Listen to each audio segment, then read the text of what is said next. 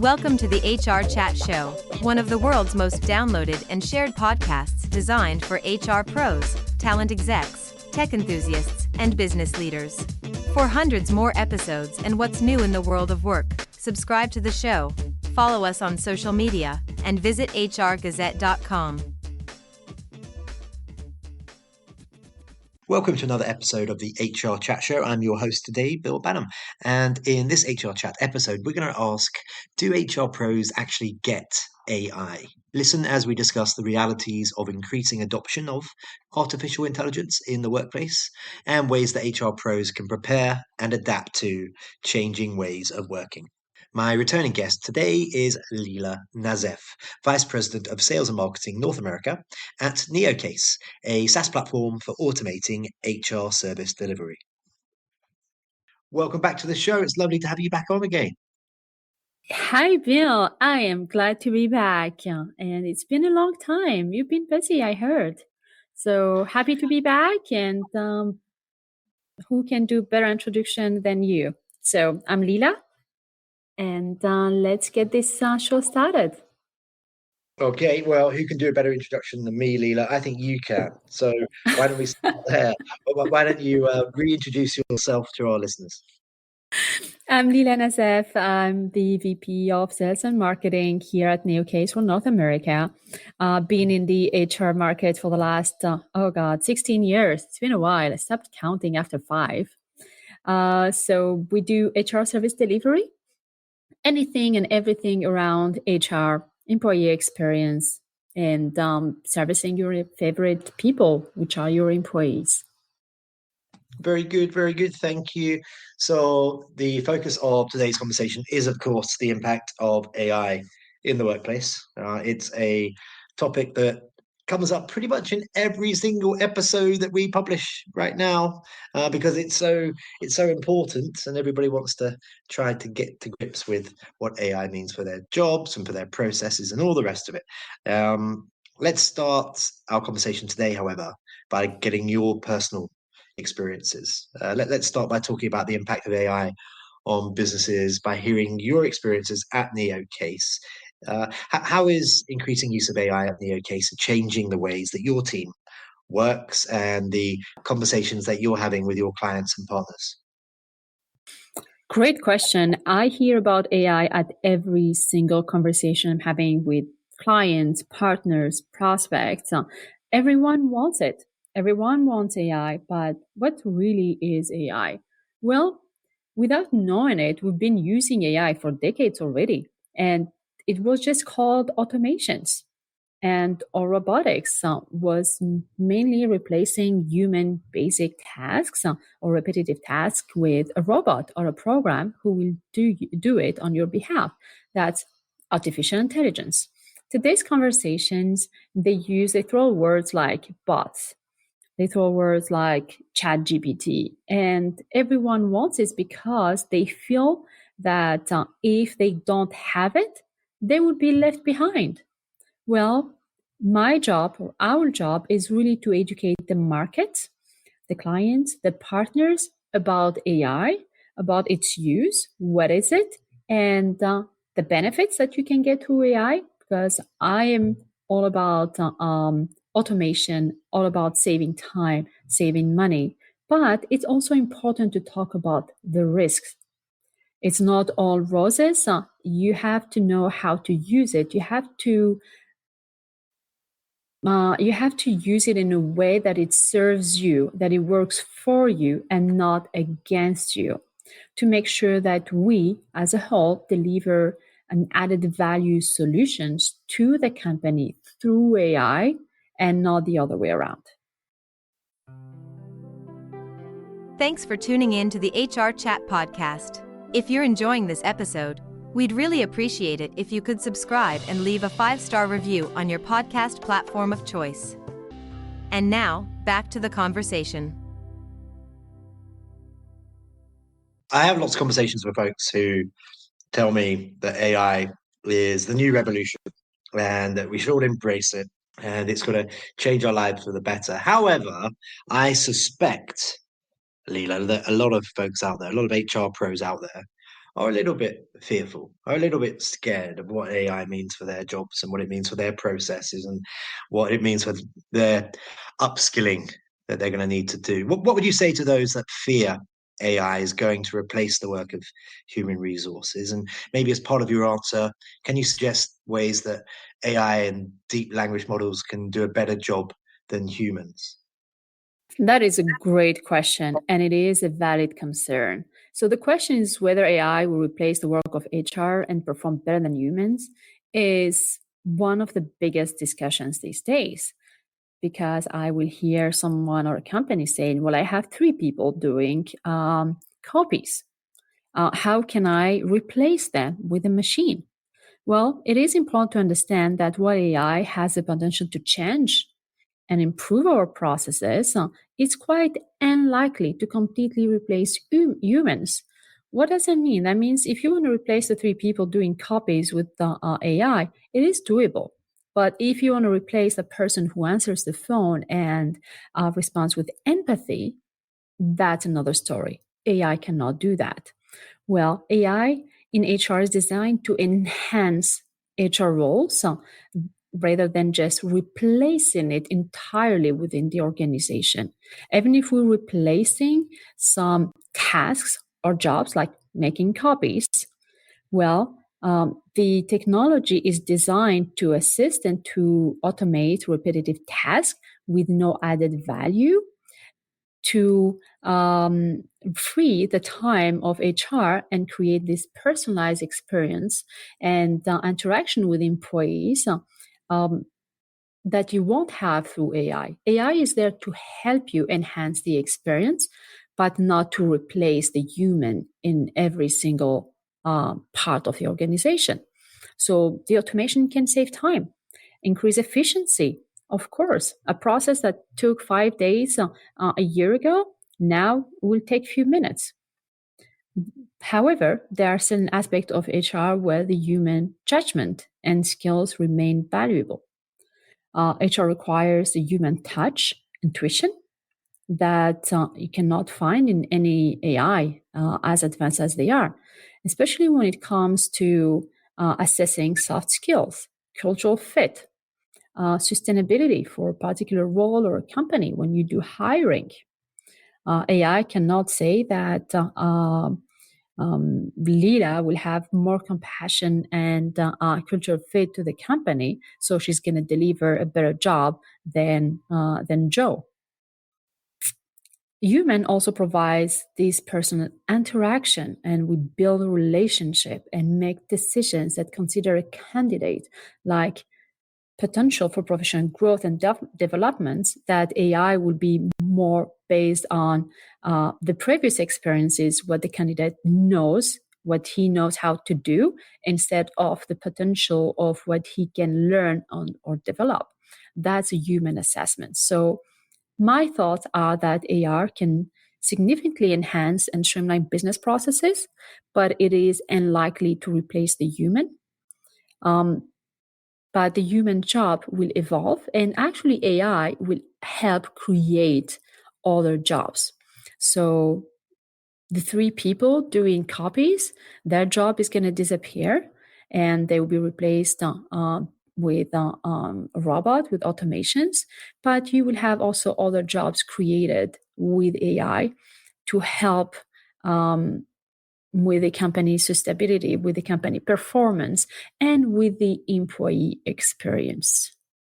So AI is not the enemy of HR if it's well used. It's actually a supportive tool.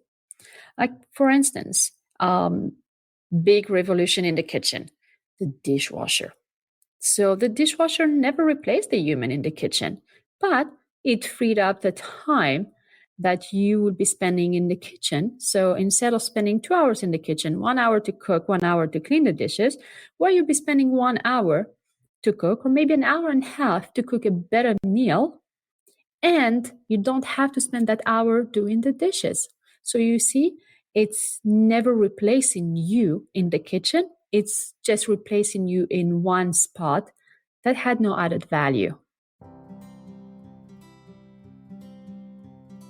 The Association for Talent Development members and customers are professionals who help others achieve their full potential by improving their knowledge, skills, and abilities in the workplace. They go by many titles: talent development managers, trainers, instructional designers, performance consultants, frontline managers, workplace learning professionals, and more. ATD's members come from more than 120 countries and work in organizations of all sizes and in all industry sectors. Interested in learning more about membership and ATD events? Visit td.org. You paint a very positive picture there of the ways that AI will augment and assist with general duties and tasks in the world of work, of course. Do you find that HR pros, because you have lots of conversations with HR teams, HR leaders and whatnot, do you find that HR pros still struggle, though, with how AI will impact functions over the coming years? You mentioned just a moment ago future jobs. This is a favorite question of mine, trying to tease from people their predictions for what some of those future jobs will be over the next few years, because we are just on the cusp of all the changes right now. Nobody can give me an answer because nobody knows yet, I don't think. So don't even try. But that's my point. Do you think HR pros, like the rest of us, are still trying to grapple with the implications of AI? The honest answer is yes, everyone struggles. I would love to be a fortune teller, but it's not a skill of mine yet. Maybe for the next podcast I will be.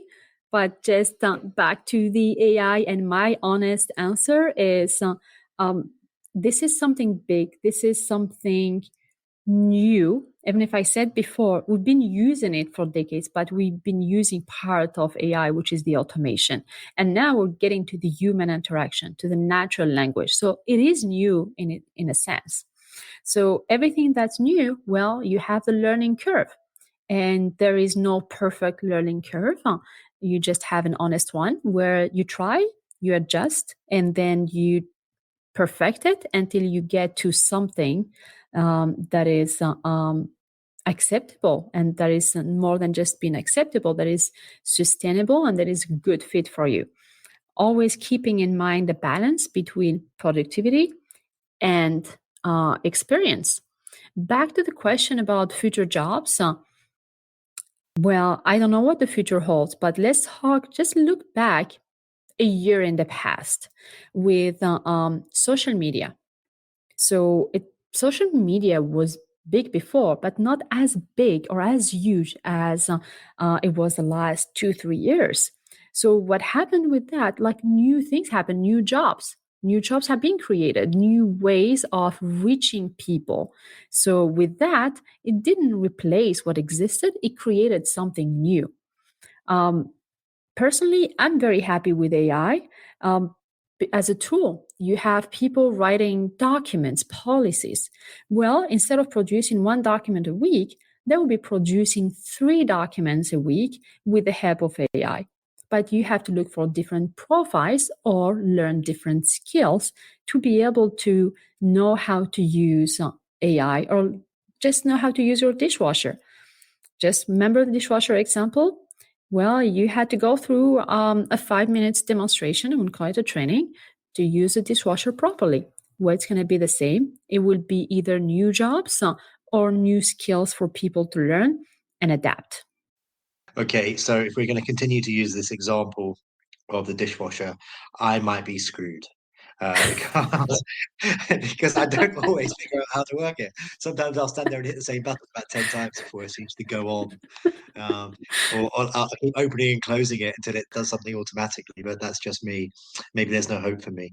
Okay, so what are some key considerations when evaluating HR technology partners that incorporate artificial intelligence? Confidentiality. That's the first word that comes to mind. So when it comes to AI and HR data, the first thing that I'm thinking is the security and the confidentiality of the information. So knowing more about AI and the offers on the market, the first question I would be asking is, this AI, this artificial intelligence learns from somewhere. Is it learning from my data, my closed environments, or is it learning from whatever is there in the web?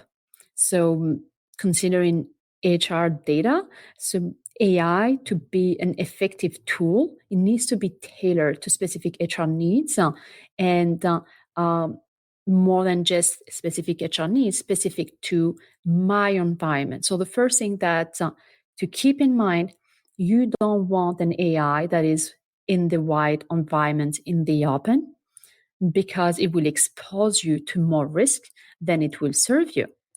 Thinking about another example, I'm not talking about a dishwasher anymore, not at least not in this one, but just think about social media and AI. A big example, like it's been 2, 3, 4 years maybe, when artificial intelligence has been launched on social media, and they let it to learn on itself, just on that platform, whatever conversation, just absorbing the data. Well, after a week, the AI became homophobic, racist, mean. So they had to unplug it, because this is not what we want. But this is a great example about the risks if you let AI learn by itself in uncontrolled environments. So always keep in mind the balance between efficiency, experience, without putting your organization to a risk of compliance because of uncontrolled AI. Okay, thank you. Let's just focus in on for a moment on one particular area that AI is making a big difference, and that's employee relations. How can HR transform such HR operations as employee relations? Can you point to any use cases? Can you give us a little bit more detail around that?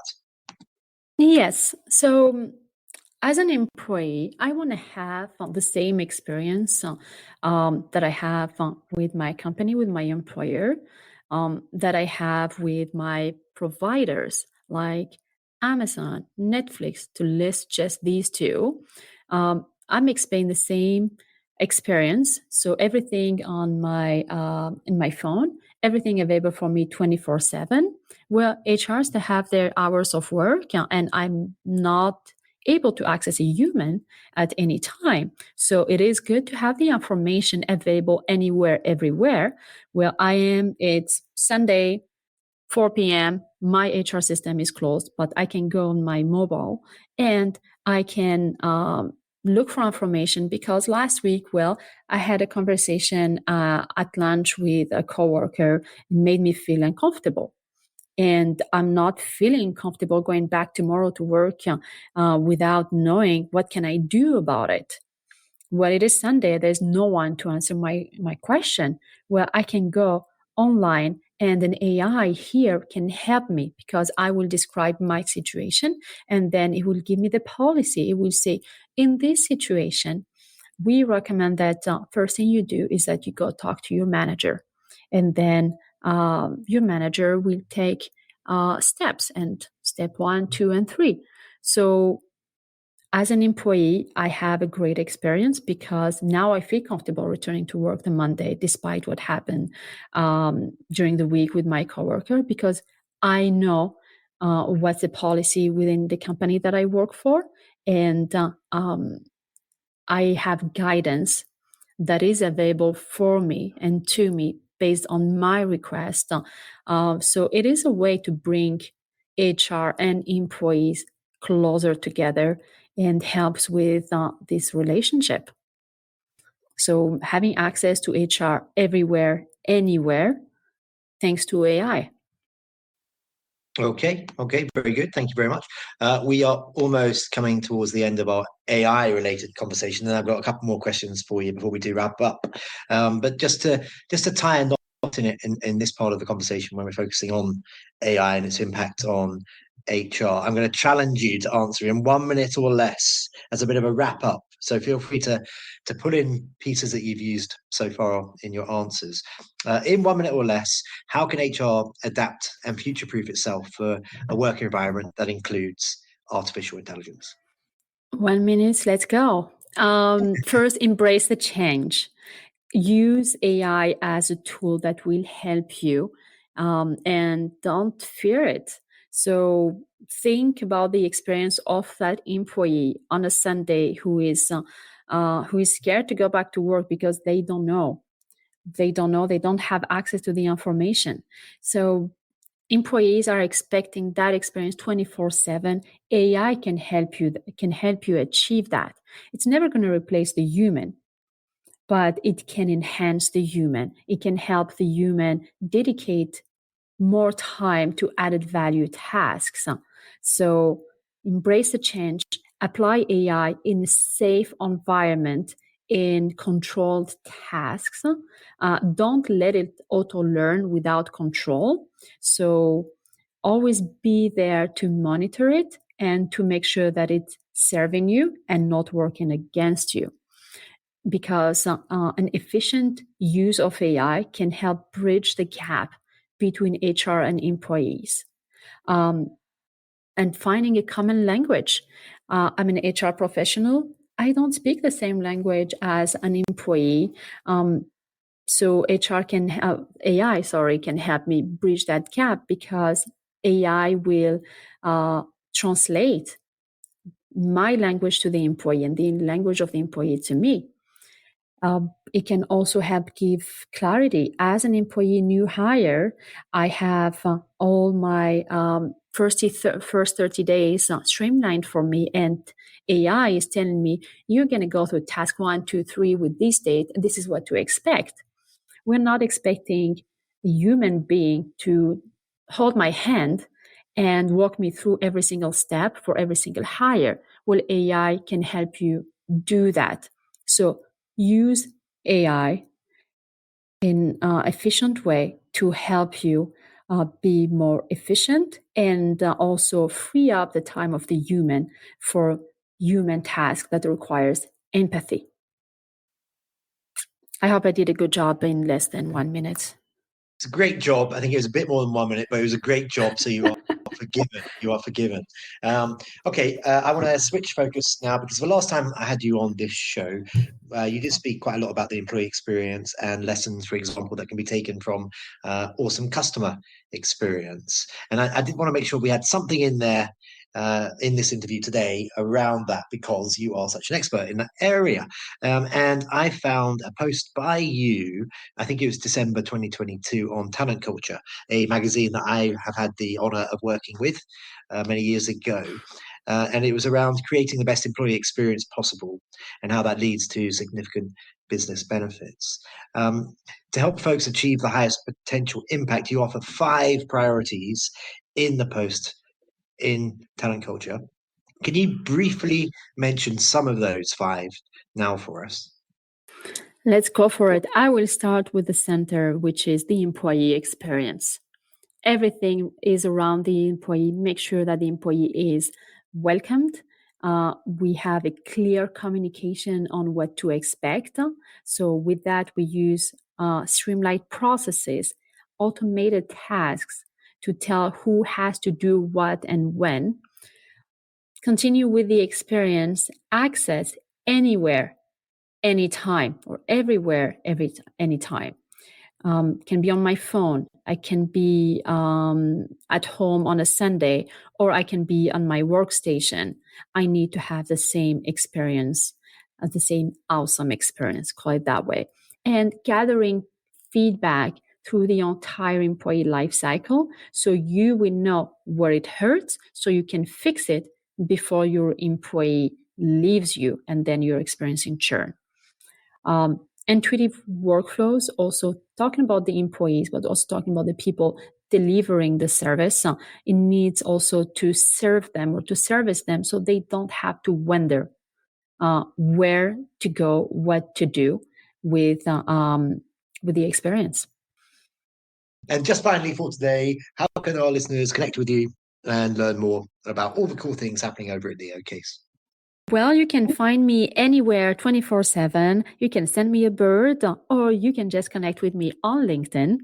Look for Lila Nazef. Happy to chat with you anytime.